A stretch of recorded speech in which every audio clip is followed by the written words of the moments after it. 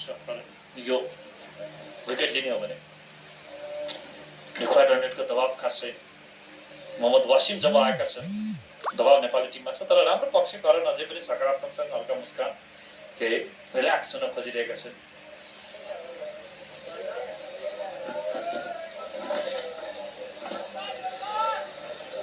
राम्रो partnership युगैको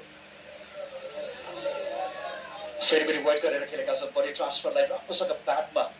put up गरेका थिए र आरामसँग त्यो सिङ्गल एउटा फरक छ हेर्नुहोस् जब नेपाल ब्याटिङ गर्दै थियो आज डट बलको पर्सेन्टेज अति नै धेरै रह्यो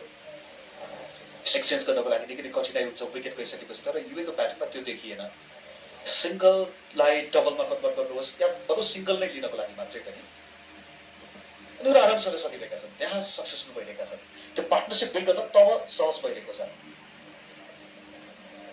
नेपालको ब्याटिङमा के हुन्थ्यो जब पार्टनरसिप बन्न थाल्थ्यो ब्याटरले निकै मेहनत गरेर आफूलाई सेट गराउँथे त्यसपछि विकेट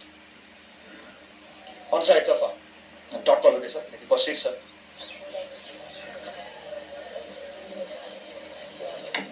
थोरै रनमा अङ्कुश लगाउने प्रयास छ पछिल्लो 5 ओभरमा तर 24 रन आएको छ र आवश्यक रन गति हेर्ने हो भने 4 भन्दा मुनि रहेको छ त्यसैले त मैले भन्दैछु प्रेसर छैन आरामले बललाई हेरी हेरी जाने छुट छ युलाई त्यो फिल्डिङमा परिवर्तन गर्न चाहन्छ करण मोहम्मद वासिम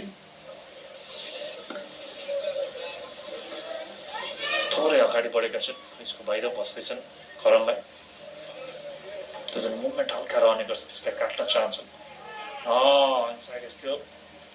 भित्र लागेका थिए फिल्डर माथि राखे त्यसरी